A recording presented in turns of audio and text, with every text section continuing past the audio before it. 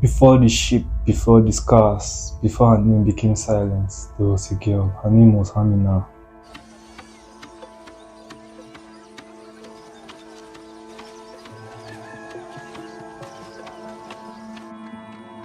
Amina was 12 when her war ended. The drums in her village no longer sang of harvest, but of danger.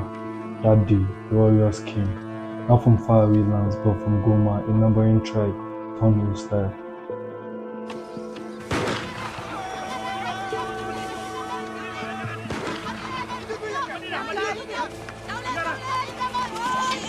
Her brother screams, her mother pulled her away. The captives were many.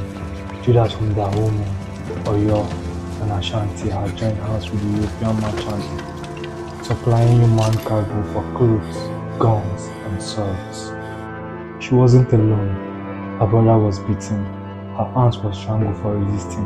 Alongside her, in chains, walked people she knew and others who had no name, only fear.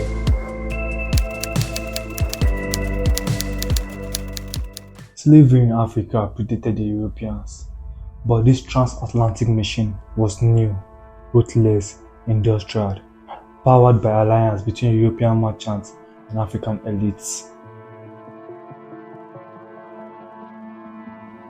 The Dahomey Empire captured rivals and sold them. The Ashantis traded prisoners for guns to maintain dominance. The Oyo Empire ran vast slave markets, turning bondage into policies. What do you need, Captain? 300 parrots and mules, half in pieces of Indian cloth. Mami heba temet tati ender dunga tawi piège angel na. Munuma lolu nekku fi munuma ko jox lu wessu téméru bop ak juroom ben fuk wala ñaari téméri bop. I can only give you between 160 and 200 pieces. Then allow me to trade with the natives.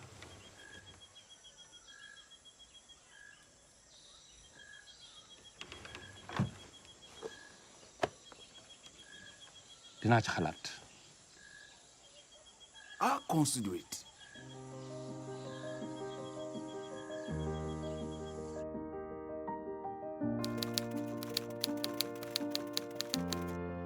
Queen Nzinga of Odongo negotiated and fought for decades to block Portuguese domination. The Moist Kingdom refused to trade in humans. Rebellions sparked across rivers and routes. Queen Amina of Zaire also fought fearlessly, defending her territories. Amina was sold for 2 guns, a keg of gunpowder, and 6 yards of clothes. She did not know the price of her life, but she felt the weight. Dolem ag na ci lu ndaw lele waji yore. Do you think it would hit the water jar? His Majesty could easily hit it, and even something much smaller. Wanda hono mo.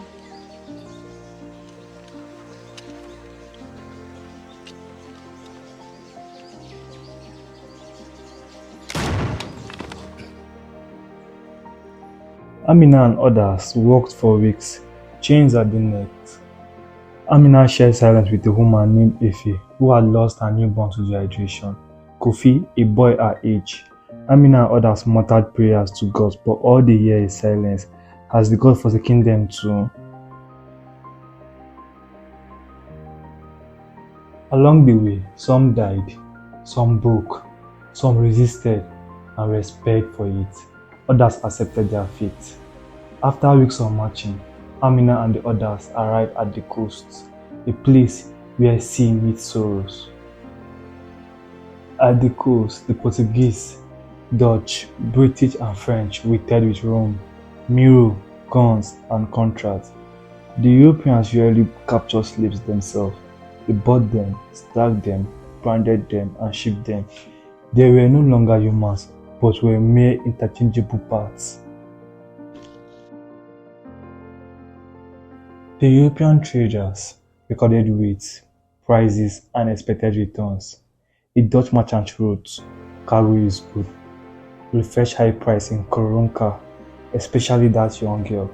That girl was Amina. Is this the end of our story, or there is more to come in a fragile girl with a strong heart? She was placed in the belly of the ship, next to Ife. Above them, men and women moaned.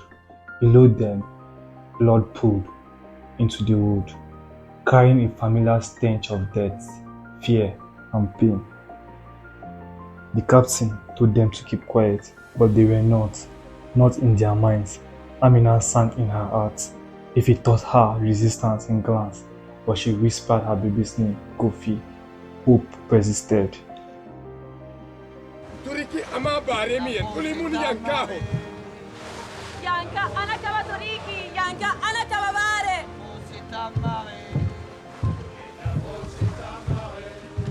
Un beau 3 mâts chargé de blé, au bras, tir arrière, bras sont bien bas.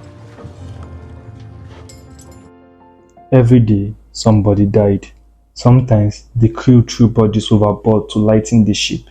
Sometimes they weren't dead. Everyone just waiting when it would be their turn. The anticipation kills faster than the raging storm.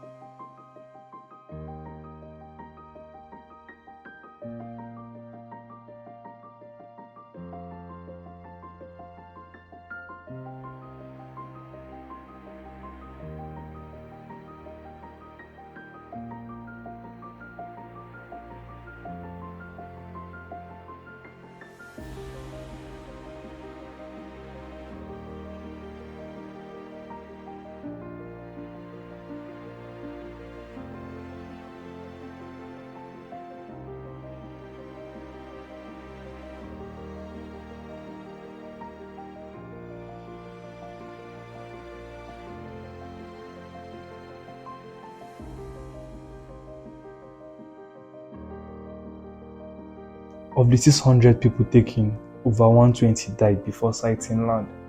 Amina and others rubbed salt into their wounds to prevent infection, but nothing to prevent the pain.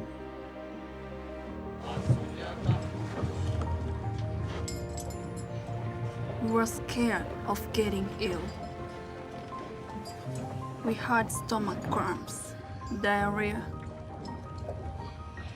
burning fevers, and then cold shivers. Some of us died, some of the white people too.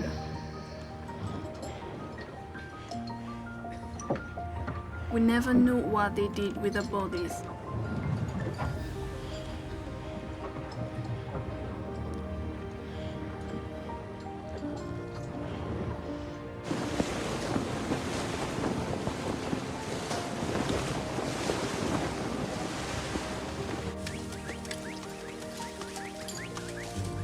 When we got to the dwelling, or as they called it, the master's property, a priest made a speech telling us how lucky we were.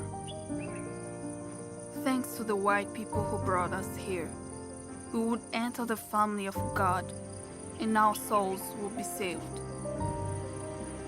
Although we had our own gods, he explained that here there was only one God, and if we didn't live in his love, we would burn in hell for all eternity. I will put my spirit in you, and you will follow my laws. You will obey my commandments, and you will be faithful to me. Step forward. Your name is Christ. And then they gave us new names. Ulali. No one asked us our real names. Your name is Uzeb. They acted like we didn't have names. They just told me my name was Delhi.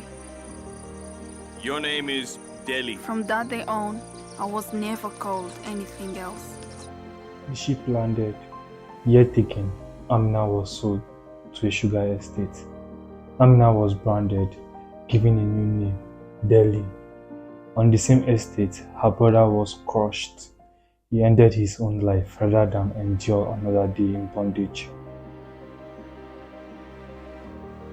Her captor, a Scottish overseer, recorded 12 births, 84 deaths that year. He called it a profitable season. I called it manslaughter. European cities prospered. Liverpool, Lisbon, fortunes built on sugar, tobacco, cotton, all soaked in blood. By the 1800s, slave labor powered 80% of British overseas trade, an empire built with bodies and bones of slaves. Not all Africans participated. Queen Amina of Zaria fought the Portuguese for decades. The Moors refused to sell slaves. Resistance existed on every shore. Amina joined the silent resistance. She broke tools, taught secret songs, hid seats. Amina survived. She kept her name alive. Her whisper was joined by millions, by the men who jumped overboard, by the women who set fires, the children who remembered, and the land which carries their screams and the echoes of survival. Rebellion grew on the ships, in the field, in the courts.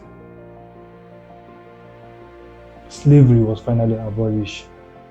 It was a demand, paid in tears and blood. Amina never saw her village again, but in her daughter lullabies, her name lived. In the rhythm of the drums, she remained. Over 12 million Africans were enslaved. Millions died.